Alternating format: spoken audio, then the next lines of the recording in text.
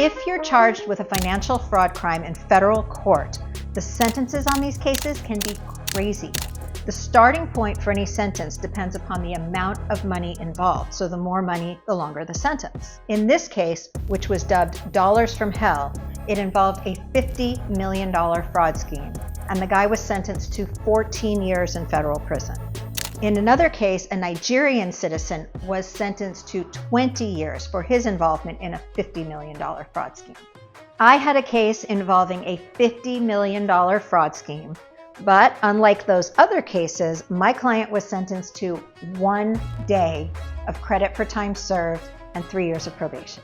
The difference between my client and these others was our defense strategy. And over the next few minutes, I'm going to explain to you exactly what I did to get her this unbelievable result.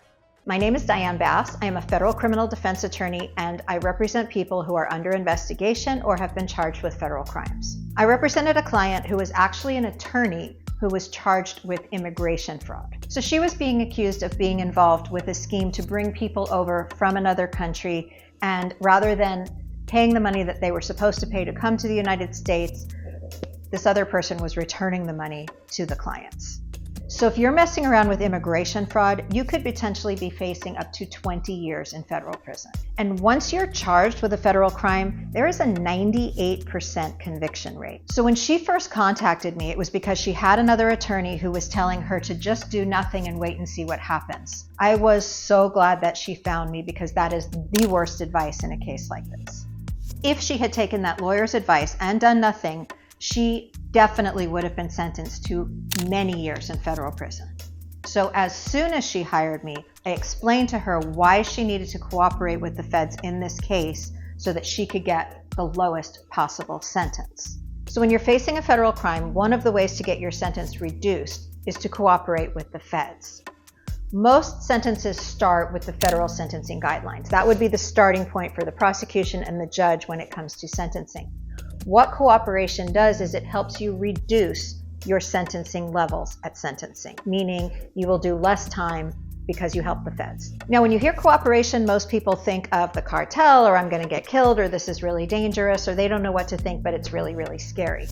In fact, that is not the case. Cooperation can involve as little as just telling them what you know about your case, or as much as cooperating against the Mexican mafia. In this particular case, my client's father, who was not in the country, was the person that she was working for. He directed her every move. So she told the government everything she knew about the case. She even gave them the key to her storage unit where they took out all of the files involved with the case. So when we met with the government in this case, not only did she tell them everything she knew about the facts of the case and the people involved, but she had also prepared a narrative which explained her life story in very great detail, and she had had a tragic, tragic life. See, one of the things that must be taken into consideration at sentencing are the history and characteristics of the defendant, and this woman's history was very relevant. So not only was the government appreciative of the cooperation that she provided, but they were also very sympathetic to her life story. So when preparing for sentencing, I argued to the judge all of the factors, including the fact that she had cooperated extensively with the government, but also her very tragic upbringing, and the judge was extremely sympathetic to her background. As a result of all of these factors, the judge believed that a sentence of 1 day, credit for time served, and 3 years of probation, along with restitution, of course, was the appropriate sentence. And the government had forfeited many properties, so she had already made about $22 million in restitution. That was another very important factor. Many people believe that when it comes to sentencing, it's all about the facts of the case, when in fact, I think the most important factor is who the person is that's standing in front of the judge, and it is my job to present that person to the court. Look, I've been doing this for decades, and I see many people who get involved in cases because of who they're involved with, their upbringing, where they grew up, their family members.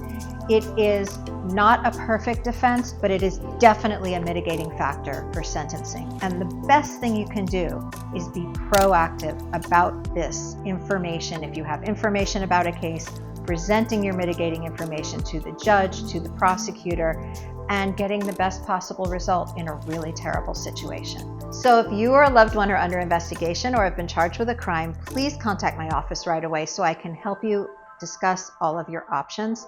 And if you enjoyed this content, please check out my other videos and my website, and look forward to more crime stories.